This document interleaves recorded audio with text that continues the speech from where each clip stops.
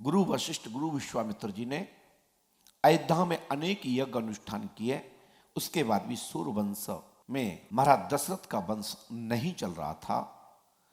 परंतु एक ऐसा योग समय आया तो उनके एक मंत्री ने, जो ब्राह्मण और द्विज कुल से था और सूतवंशी ब्राह्मण थे, उनके यहां मंत्री थे सुमंत, उनके वाहन चालक, रथ हाँकने वाले निसचिव और महाराज दशरथ के व्यक्तिगत मित्र थे। जब महाराज दशरथ जी ने अपना राजपाट के कार्य से निर्मित होकर के एक ऐसा समय चक्र आया, महाराज दशरथ जी ने सुमंत को बुलाया। सुमंत, मैं आज आपसे मंत्री के रूप में नहीं पूछ रहा हूं, आज मैं आपसे मित्र के रूप में पूछ रहा हूं, क्या सूर्यवंश यही, क्या हमारे पूर्वजों के नाम यही डूब जाएंगे? तो सुमंत जी ने कहा, क्या महाराज इस समय आप राजा के रूप में पूछ रहे हैं, मित्र के रूप में पूछ रहे हैं, या सलाहकार के रूप में पूछ रहे हैं? मुझे आज्ञा करें। बोले, नहीं मित्र, आज मैं आपसे मित्र भाव में पूछ रहा हूं कि चौथापन आ गया, अब क्या होगा? तो उन्होंने कहा, महाराज दशरथ, अभी तक आपने मुझसे पूछा नहीं था, मैंने अपने पिता ब्रह्मा के मुख से सुना।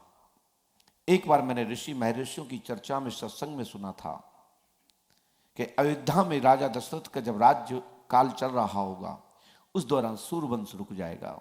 उस अवस्था में वही चर्चा में ब्रह्मा के मुख से मैंने सुना, क्योंकि महाराज अभी कुछ तथाकथित कथा वाले हैं, वो कुछ भी बोल देते हैं। बोले शूद्र ने कथा कही, फिर वो शूद्र ऐसा है। अरे आज के ब्राह्मण, आज के संत अभी नहीं झेलते, वहां उस जमाने के संत कैसे झेलते होंगे? मेरी बात समझ रहे हो ना? तो ये सूतवंशी ब्राह्मण, पुराणिक और वैदिक, ये प्राचीन ब्राह्मण है, आदि ब्राह्मण है, देवताओं के ब्राह्मण है। जिसको बात करना हो मेरे से कर ले, मैं इसका आचार्य नहीं हूं, लेकिन मेरे अध्ययन में, स्वाध्याय में आया, गुरु मुख से सुना, मेरे पास इसका प्रमाण है। तो सूतवंशी महाराज सुमंत ने बताया कि प्रभु, आने वाले समय में यहां सिंगी ऋषि नामक प्रयागराज में स्थापित है, वहां जाकर से उनसे प्रार्थना करो, आपके घर में 4 संतान होंगी, लेकिन पुत्र कामिष्टि यज्ञ करना पड़ेगा। सुमंत को फटकार लगा दी मित्र भाव में। अभी तक मैं बच्चों के लिए रो रहा था, अभी तक आपने बताया नहीं, आज बता रहे हो? बोले प्रभु, आपने पूछा भी तो नहीं था, आपने ये अधिकार नहीं दिया रखा जब मैं सलाह लूं।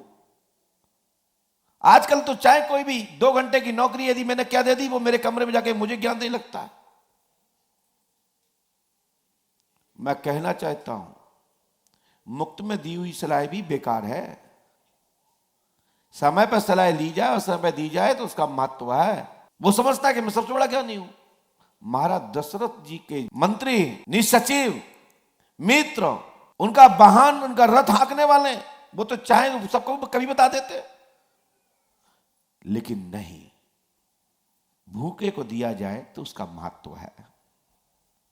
आप भूखे हो ना, आपको सूखी रोटी भी दे दी जाए ना, तो इसका बड़ा आनंद से पाओगे और कहोगे, भगवान तुम्हारा जय हो कि आपने मेरी जो आज भूख लग रही थी, बहुत ज्यादा लग रही थी, आपने मेरा पेट भर गया, भगवान तुम्हारी मनोकामना पूरी करे।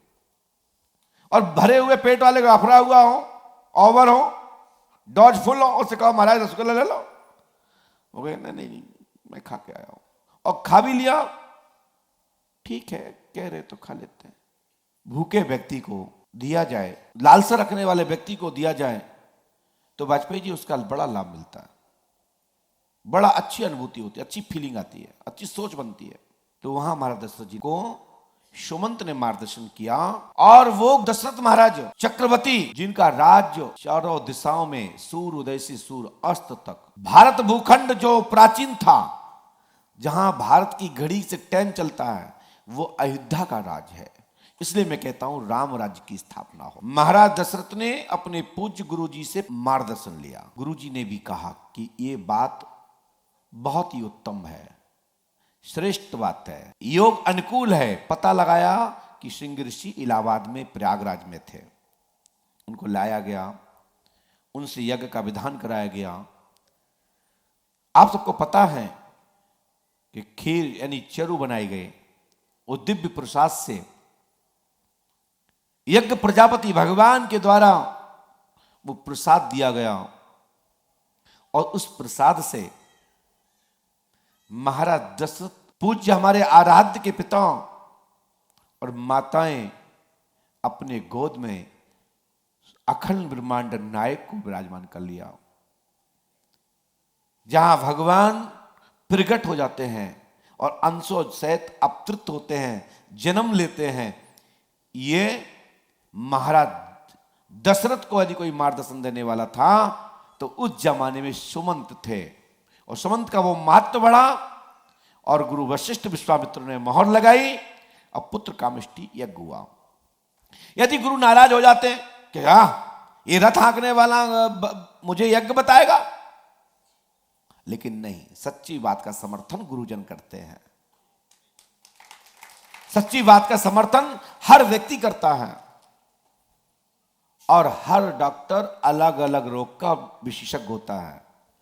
तो पुत्र कामिष्टि यज्ञ का आचार्य उस दौरान महाराज सिंह ऋषि थे। ये छत्तीसगढ़ से जो लोग आए वो जानते हैं, सोहावा में जो नाम का जगह पड़ता है, वहां सिंह ऋषि आश्रम में पहाड़ी पर है, एक छोटा सा कुंड है। वहां से उस नदी का एक, वहां जो नदी है उस नदी का प्रादुर्भाव उससे होता है। वही छत्तीसगढ़ में राज्य मुकुंब में संगम के रूप में चित्रपल्ला ऐसे नाम की 3 नदियां महानदी हैं। तो वो नदी उनके कमंडल से निकली है। वो कमंडल का आकार बना है, वो कमंडल का आकार मात्र 1 से 1.5 बीता है, उसमें कहीं पानी सूखता नहीं, उससे नदी चल रही है। जैसे हमारी पुष्पावती भगवान शंकर की जिलेरी से बूंद बूंद से बहती है, ये 12 मास सूखती नहीं है। ये मैदानी नदी है, पहाड़ी नदी नहीं है भैया। मिट्टी में पानी सूखता है, लेकिन आप यहां कितने वर्षों से आ रहे हैं, बता दो कोई व्यक्ति बिगड़ नहाए ना गया हो धाम से। धार चलती है, धार रुकती नहीं है। लेकिन अब आप लोगों से यही कहना चाहते हैं, ये वो महानदियां होती हैं, पवित्र नदियां होती हैं, जो देवताओं के द्वारा, संतों के, ऋषियों के द्वारा आवाहनित हैं। वो नदियां सूखती नहीं हैं, लेकिन सुखाने के पीछे हमारे आप सबका कारण है कि पर्यावरण को नष्ट कर रहे हैं, अपने लालच में उत्खनन कर रहे हैं, बालू निकाल रहे हैं, पहाड़ तोड़ रहे हैं, वृक्ष काट रहे हैं। एक दिन पानी के लिए त्राहि त्राहि मचेगी। पैसे के लिए युद्ध तो आपने सुने, एक दिन समय आएगा तो पानी के लिए युद्ध हो जाएगा। इसलिए महाराज आप सबसे मेरी प्रार्थना है कि पर्यावरण को मत छेड़ो। एक पेड़ किसी कारण ले लिया आपने, एक शाखा ले ली, तो 2 शाखाओं का पेड़ लगा दीजिए। हम और आप लोग शाखाई हैं कि जन्म लेने के बाद बेटा बनते हैं, बालक बनते हैं, उसके बाद एक बेटा बन जाते हैं, बेटा के बाद आदमी बन जाते हैं, आदमी के बाद दादाजी बन जाते हैं।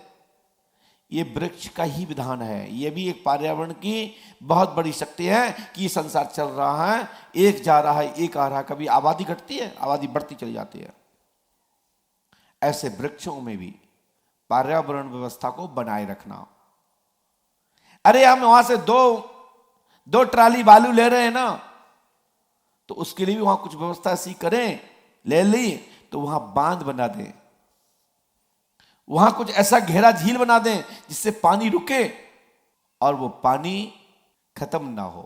बड़ी से बड़ी नदियां सूख गई हैं और सुखाने का काम हम और आप सब करते हैं। यदि वहां सुमंत महाराज नहीं बताते तो सूरवंश सूख जाता, आगे ही नहीं चलता।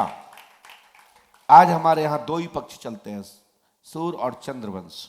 आज सूर और चंद्रवंश में ही हम और सब बैठे हैं। जो चंद्रवंश के पक्ष में जन्मे, जिनके राज्य में जन्मे, वो चंद्रवंशी आचार्य हैं, चंद्रवंशी गुरु हैं, चंद्रवंशी क्षत्रिय हैं।